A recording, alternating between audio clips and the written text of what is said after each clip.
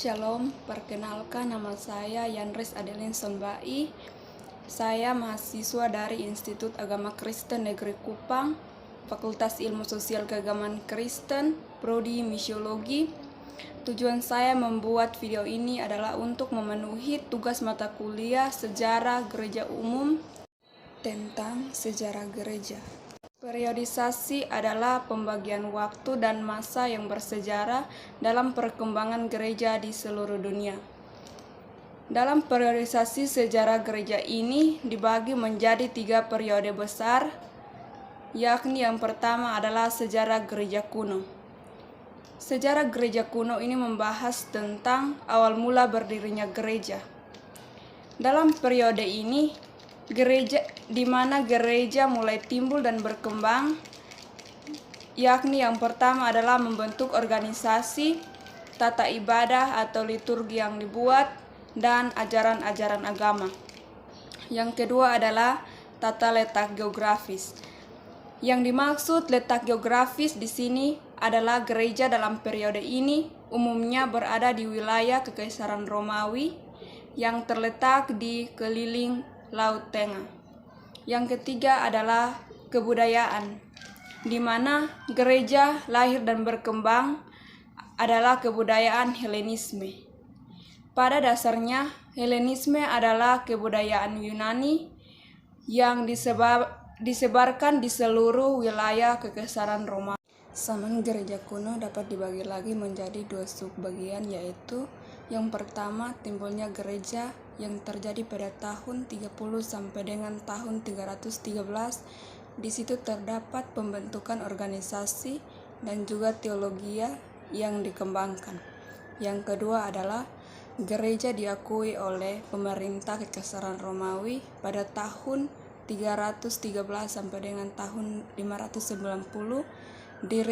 Di situ gereja diakui, dan ada juga 2 hal yang dibahas, yaitu tentang Trinitas dan Kristologi.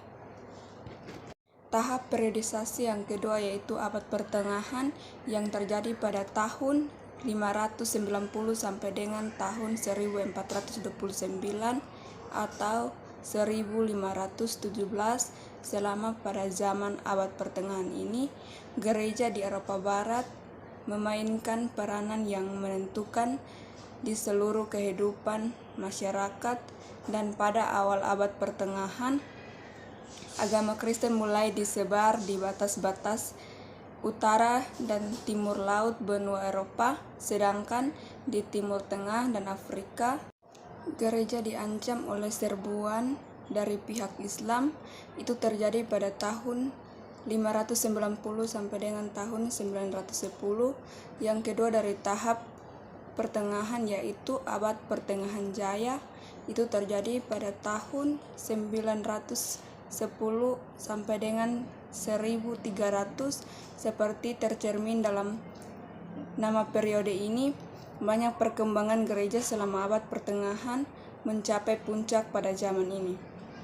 Dan yang ketiga dari tahap periodisasi ini adalah akhir abad pertengahan. Akhir abad pertengahan terjadi pada tahun 1300 sampai dengan 1492. Periode ini merupakan masa peralihan dari abad pertengahan ke zaman reformasi. Tahapan periodisasi ini juga adalah zaman baru yang terjadi pada tahun 1492 atau 1517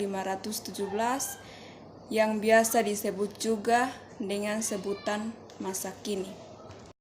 Di masa kini atau zaman baru membahas tentang reformasi dan kontra-reformasi.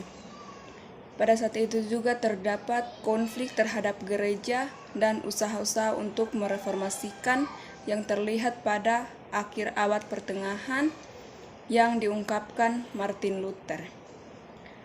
Kritik Luther terhadap gereja pada waktu itu diarahkan kepada 2 hal. Yang pertama adalah ia menolak anggapan seolah-olah manusia dengan pertolongan sakramen-sakramen yang diyakinkan oleh gereja dan dengan berbuat perbuatan-perbuatan baik yang diperintahkan oleh gereja dapat manusia itu menjadikan dirinya layak untuk menerima keselamatan. Dan yang kedua adalah ia menolak juga pendapat bahwa gereja berhak menentukan tafsiran Alkitab yang benar dengan mengukur tafsiran menurut tradisi gereja. Zaman Baru juga membahas tentang pietisme dan pencerahan pada tahun 1650 sampai dengan tahun 1789, di mana yang dimaksud dengan pietisme di sini adalah aliran yang menekankan kesalehan dan penghayatan iman. Aliran ini merupakan suatu reaksi terhadap perkembangan di gereja-gereja Protestan sesudah reformasi.